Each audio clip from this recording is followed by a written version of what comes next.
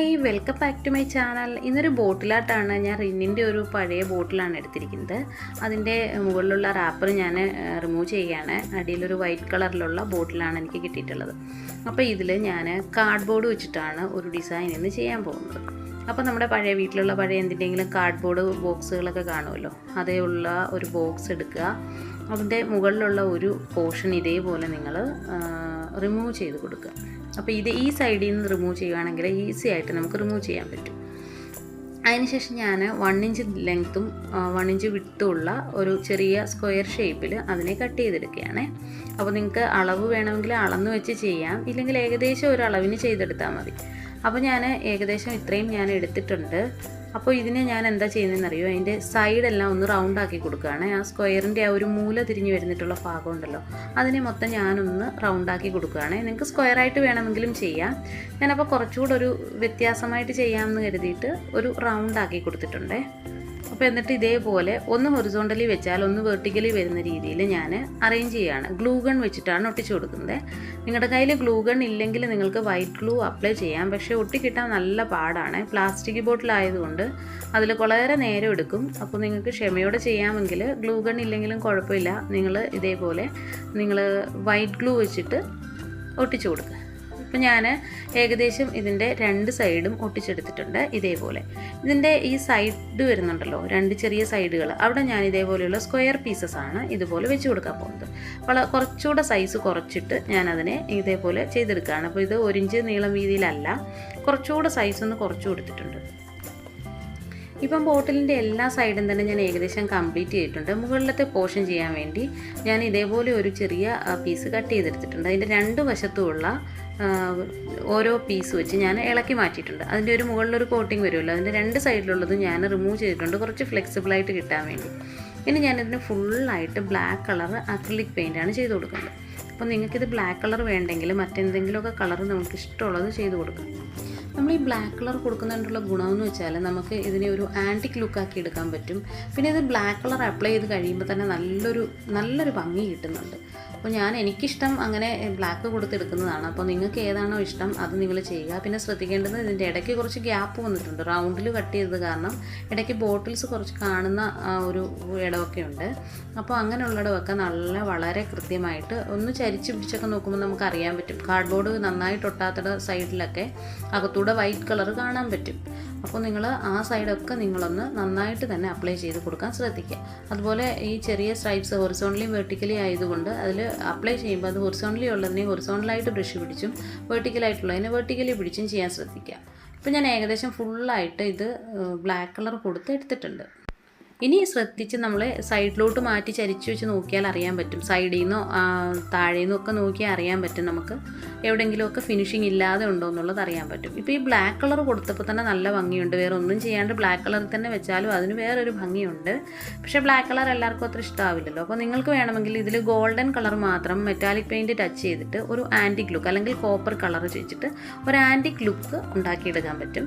ഞാനപ്പോൾ ഇതിനെ എൻ്റെ കയ്യിൽ ഇപ്പോൾ 2-3 ബോട്ടിൽസ് ഇതേപോലെ ഗോൾഡൻ കൊടുത്തതും ബോട്ടിൽ ആട്ടുന്ന നേരത്തെ ഞാൻ ചെയ്തിട്ടുണ്ടായിരുന്നല്ലോ, അങ്ങനെയൊക്കെ ഉള്ളത് കൊണ്ട് ഞാനപ്പോൾ ഇതിന് ഒരു മൾട്ടി കളർ കൊടുക്കാമെന്ന് വിചാരിച്ചു. മെറ്റാലിക് പെയിൻ്റാണ് ഞാൻ അപ്ലൈ ചെയ്യുന്നത്. എൻ്റെ കയ്യിൽ 2-3 കളർ മെറ്റാലിക് പെയിൻ്റ് ഉണ്ടായിരുന്നു.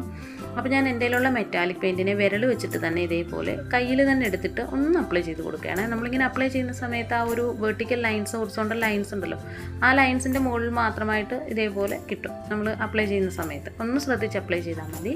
അപ്പോൾ ഞാൻ എൻ്റെ കയ്യിലുള്ള ഏതൊക്കെ കളറുണ്ടോ, ബ്ലൂ ഉണ്ടായിരുന്നു, പിങ്ക്, ഗ്രീന്, അപ്പോൾ എൻ്റെ കയ്യിലുള്ള കളേഴ്സൊക്കെ വെച്ചിട്ട് ഗോൾഡനൊക്കെ ഉണ്ട്, അതൊക്കെ വെച്ചിട്ട് ഞാൻ ഒന്ന് ചെയ്തെടുക്കുവാണ്. അപ്പോൾ നിങ്ങൾക്ക് നിങ്ങളുടെ യുക്തിക്ക് അനുസരിച്ച് നിങ്ങൾക്ക് ഭംഗിയാകുമെന്ന് തോന്നുന്ന രീതിയിൽ നിങ്ങൾക്ക് ചെയ്യാവുന്നതാണ്. എനിക്കിങ്ങനെ ചെയ്തപ്പോൾ അത്യാവശ്യം ഭംഗി കിട്ടിയിട്ടുള്ളതായിട്ട് തോന്നി. പക്ഷേ ഇതിലും ഭംഗിയാകും ആൻറ്റിക് ബോട്ടിൽ ആക്കുവാണെങ്കിൽ ഇത് കുറച്ചുകൂടെ ഭംഗിയായിരിക്കും തോന്നും. പക്ഷേ എനിക്ക് ആൻറ്റിക് ബോട്ടിൽ എൻ്റെ കയ്യിൽ 2-3 ഉള്ളത് കൊണ്ട് ഞാനിപ്പോൾ ആൻറ്റിക് ആക്കുന്നില്ല. അപ്പോൾ ഞാനിങ്ങനെ മൾട്ടി കളർ കൊടുത്തെടുക്കുകയാണ്, ഒരു വെറൈറ്റിക്ക് വേണ്ടി ചെയ്യുവാണ് കേട്ടോ. ഇതിൽ അതേപോലെ ഗോൾഡന് പകരം കോപ്പർ കളർ മാത്രമായിട്ടും ചെയ്യാം. അപ്പോൾ എൻ്റെ കയ്യിലുള്ള ഗോൾഡൻ കളറും ഞാൻ ഇതിൻ്റെ മുകളിൽ അപ്ലൈ ചെയ്യുന്നുണ്ട്. ഞാൻ കൊടുത്തിട്ടുള്ള കളറുകളെല്ലാം തന്നെ ആ നെക്ക് പോർഷനിൽ ഒരു ലെങ്തി ആയിട്ടൊന്ന് വെച്ചല്ലോ, ഒരു പേപ്പർ എടുത്ത് കാർഡ്ബോർഡ് വെച്ചിട്ടുണ്ടല്ലോ, അതിൽ ഞാൻ എല്ലാ കളറും തന്നെ എടുക്കുന്നത് അതിലൊന്ന് മിക്സ് ചെയ്ത് കിട്ടും. അപ്പോൾ ഈ ഗോൾഡൻ കൊടുത്തപ്പോൾ കണ്ടില്ലേ നല്ലൊരു ഭംഗി വരുന്നത്. ആ ഗ്രീന് ബ്ലൂ ഒക്കെ കൊടുക്കുന്നതിനേക്കാൾ ഭംഗി ഗോൾഡൻ ആണ്. അതേപോലെ കോപ്പർ കളർ കൊടുക്കുന്ന സമയത്ത് ഞാൻ കാണിച്ചു തരാം. കോപ്പറും എൻ്റെ കയ്യിലുണ്ടായിരുന്നു. ആ കോപ്പർ കളർ തനിയെ ചെയ്താലും ഒരു വ്യത്യസ്തമായ ഒരു ആൻറ്റിക് ലുക്ക് കിട്ടും. അപ്പോൾ ഞാൻ വേണമെങ്കിൽ അത് വേറൊരു വീഡിയോയിൽ കാണിക്കാം. ഇപ്പോൾ ഞാൻ ജസ്റ്റ് ഇതിൽ ഞാൻ 1-2 കാർഡ്ബോർഡ് പീസിന് കോപ്പർ കളർ കൊടുത്ത് കാണിക്കാം. ഇത് ഗോൾഡൻ മാത്രമായിരുന്നെങ്കിൽ നല്ല ഭംഗിയാവുമായിരുന്നു. അപ്പോൾ നിങ്ങളുടെ കയ്യിൽ വേറെ ആൻറ്റിക് ലുക്കിലുള്ള ബോട്ടിൽ ആർട്ടൊന്നും ഇല്ലയെന്നുണ്ടെങ്കിൽ നിങ്ങൾ ചെയ്യുന്ന സമയത്ത് ബ്ലാക്ക് കൊടുത്തിട്ട് അതിൽ ഒരു ആൻറ്റിക് ലുക്ക് ചെയ്തെടുക്കാൻ നോക്കൂ കേട്ടോ. നല്ല ഒരു ഭംഗിയായിരിക്കും കാണാൻ വേണ്ടിയിട്ട്. അപ്പോൾ ഗോൾഡനൊക്കെ നമ്മൾ കൊടുക്കുമ്പം നമ്മുടെ ഇഷ്ടത്തിനനുസരിച്ച് ഒന്നിടവിട്ടുള്ള കാർഡ്ബോർഡുകളിലോ അല്ലെങ്കിൽ ഒന്ന് ഹൊറിസോണ്ടലി കൊടുത്താൽ ഒന്ന് വെർട്ടിക്കലി അല്ലെങ്കിൽ ഒരു ഏരിയ തിരിച്ചൊക്കെ കൊടുത്തെടുക്കാവുന്നതാണ്. ഞാനപ്പോൾ ഇത് അവിടെ അവിടെയായിട്ട് കൊടുത്തെടുക്കുന്നേ ഉള്ളൂ. ഒരു വ്യത്യാസമായിട്ടുള്ള ഒരു ലുക്ക് കിട്ടട്ടെ എന്ന് കരുതി തന്നെയാണ്. അത് അങ്ങനെ ഓർഡറിലൊന്നുമല്ല ഞാൻ കൊടുത്തത്. ഞാൻ ഇടയ്ക്കിടയ്ക്കുള്ള കുറച്ച് കാർഡ്ബോർഡ് പീസുകൾക്ക് ഗോൾഡനും ഗ്രീനും ബ്ലൂ കളറൊക്കെ ഇടവിട്ട് കൊടുത്തു എന്നേ ഉള്ളൂ. അപ്പോൾ ഇപ്പോൾ ഗോൾഡൻ ഏകദേശം ഞാൻ കൊടുത്തിട്ടുണ്ട്. ഇനിയിപ്പോൾ നമുക്ക് 1-2 കാർഡ്ബോർഡ്സ് വെച്ചിട്ടേ ഉള്ളൂ ഫ്രീ ആയിട്ട് കിടക്കുന്നത്. അതിൽ ഞാൻ കോപ്പർ കളർ അപ്ലൈ ചെയ്ത് കാണിക്കാം. കോപ്പർ കളർ തനിയെ കൊടുത്താൽ നല്ല ഭംഗിയായിരിക്കും എന്ന് തോന്നുന്നു. കോപ്പർ കളർ കൊടുത്തപ്പോൾ നല്ലൊരു ലുക്കുണ്ട്. അപ്പോൾ നിങ്ങളുടെ കോപ്പർ കളർ ഇഷ്ടമാണെന്നുള്ളവർ കോപ്പർ കളർ ഒന്ന് കൊടുത്ത് നോക്കൂ. ഞാനപ്പോൾ എല്ലാ കളറും കൂടി ഏകദേശം മിക്സ്ഡ് ആയിട്ട് വരത്തക്ക രീതിയിലാണ് ഇപ്പോൾ കൊടുത്തെടുത്തിരിക്കുന്നത്. അപ്പോൾ നമ്മുടെ ബോട്ടിൽ ഏകദേശം വർക്കൊക്കെ കഴിഞ്ഞ് വരുന്നുണ്ട്. ഇപ്പോൾ ഇടയ്ക്ക് 1-2 എണ്ണം കൂടെയൊക്കെ ഉള്ളൂ. അതിൽ ഇനിയും കൊടുക്കാനുള്ള കാർഡ്ബോർഡ് പീസുകൾക്കൊക്കെ ഞാൻ കോപ്പർ കളർ തന്നെ കൊടുത്തെടുക്കുകയാണ് കേട്ടോ.